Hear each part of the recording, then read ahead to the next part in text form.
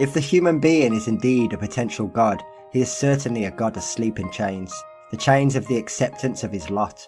He has allowed himself to be browbeaten by that condition known as civilization into a humble and submissive state, which is often concealed, even from himself, under the self-assurance due to an extreme inferiority complex.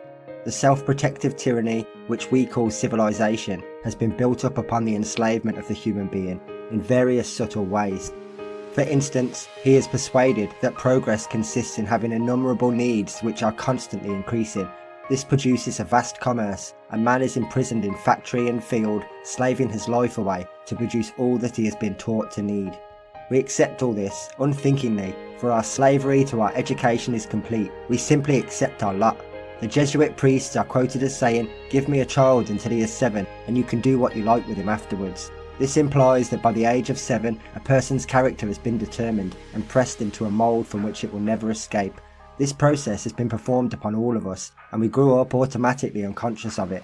And from 7 years onwards, it still continues. The schoolchild submits, at any rate outwardly, to being moulded by his religion, his college, his club, and later on to his local social community, his business office, his regiment, his political party, and his pet newspapers and radio programs. Long before he has grown up, his life is so full of the things he is supposed to do, and to study, and to believe, that he rarely stops to do any original speculation of his own. The majority of young men soon discover that their jobs take up most of their time and energy, and that all they can hope for is to enjoy a little sport or a hobby of some kind during their few spare hours. With their sisters, it is much the same. The exigencies of living, the work of the home, or their job, or both, absorb most of their time, strength, and interest. Most people reach adulthood fighting, in a quiet and accepted way, for their very lives. If they cannot obtain and hold down a job, the majority of them will be faced with disaster. Thus a dull sense of urgency obtains throughout their lives as a constant companion in the background. They have to learn how to keep their job and how to hold their own, socially. In both these cases, they must do what is expected of them and behave as much as possible like everyone else. From birth they have been trained in this way, and having accepted this training, they have consequently built the required cocoon around their minds, and the cocoon has taken the form which all the influences impinging upon it from the outside, together with the acquiescence of its owner, have collectively produced.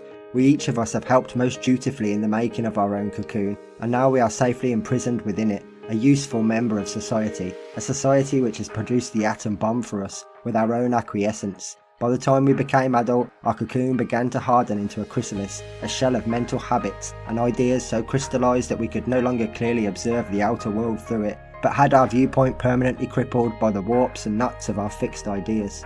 A lifelong cripple is almost unconscious of his crutches, and would be entirely so if everyone around him were the same as he. All of us are mental cripples together, so we do not notice that there is anything wrong.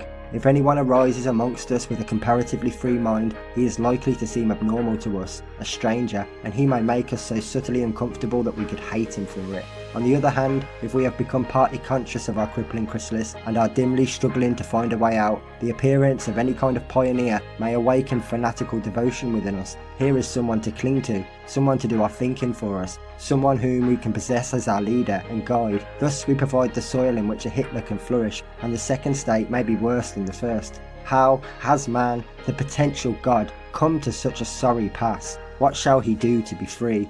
For, in spite of it all, man knows that freedom is his spiritual birthright, as his recent gesture in setting up the 4 freedoms of the Atlantic Charter proves. This is surely the essential problem for all of us, and for our children. Let us be thinking it over, and see what conclusions we can come to in our next summer issue.